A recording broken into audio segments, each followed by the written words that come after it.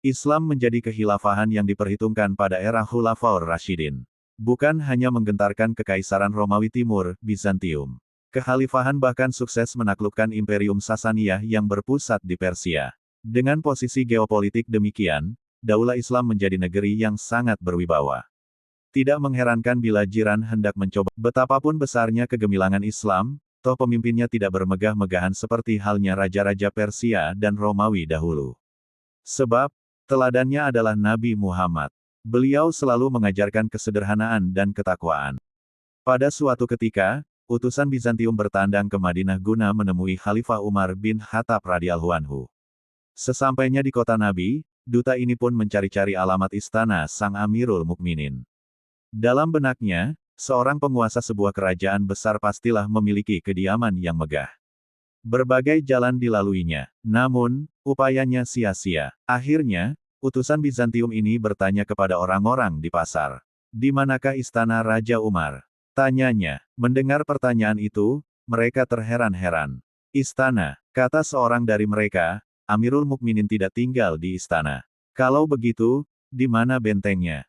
Tidak ada. Amirul Mukminin juga tidak memiliki benteng, sambung si penjawab. Jadi, di mana raja kalian tinggal? Cecar sang duta dengan nada tidak sabar. Engkau bisa dengan mudah menemukannya karena dekat dari sini, jawab seorang warga. Kemudian, duta Bizantium itu diberi petunjuk arah menuju rumah Khalifah Umar bin Khattab. Mendengar penuturannya, orang Romawi ini terkejut karena alamat itu berada di kawasan permukiman warga biasa. Ya, rumah Khalifah Umar tidak ubahnya rumah-rumah rakyat. Maka duta itu meneruskan langkahnya, sesuai petunjuk tadi. Setibanya di tujuan, orang Romawi ini kembali terkejut. Ia mendapati seseorang sedang tidur-tiduran di bawah pohon kurma, persis di depan rumah. Lelaki yang tampak bersantai itu mengenakan pakaian yang jelek, terdapat beberapa tambalan. Siapa orang kumuh ini? Apakah penunjuk jalan tadi memberi keterangan yang salah kepadaku?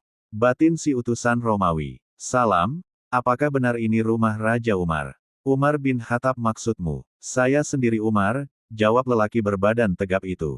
Tidak mungkin seorang raja berpakaian jelek.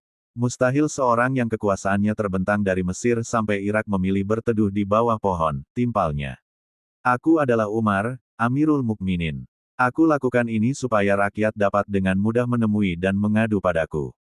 Dan ku contoh kesederhanaan dari kekasihku, Nabi Muhammad Sallallahu Alaihi. Sifat-sifat Sayyidina Umar yang egaliter itu mengikuti suri teladan Rasulullah Sallallahu Alaihi Wasallam.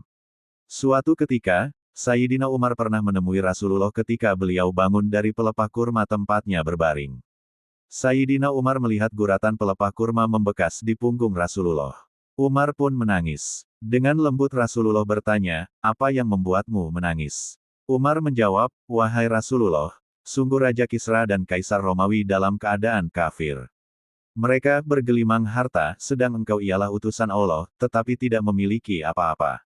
Dengan bijak, Rasulullah bersabda, wahai Umar, tidakkah engkau ridha jika mereka mendapat dunia dan bagi kita akhirat? Pelajaran ini tidak pernah dilupakan oleh Sayyidina Umar seumur hidupnya. Al-Faruq bukannya tidak mampu untuk membangun istana atau hidup mewah bak seorang raja. Tetapi, Sayyidina Umar lebih memilih kesederhanaan sebagai perhiasan. Ia adalah khalifah yang memperoleh gaji hanya sebatas kebutuhan pokoknya, memakan roti yang hampir mengeras, dan memiliki 12 tambalan pada pakaian lusuhnya. Ia adalah pemimpin yang bergantian mengendarai keledai bersama budaknya dalam penaklukan Baitul Maqdis kota Al-Quds. Sungguh, Khalifah Umar telah mengajarkan kepada kita bahwa menjadi pemimpin tak harus bergelimang fasilitas. Tidak pernah ia menuntut berbagai fasilitas untuk tugas kepemimpinannya. Karena dirinya sangat menyadari, segala hal yang ia nikmati tidak lain hanyalah ujian yang akan dipertanggungjawabkan kelak.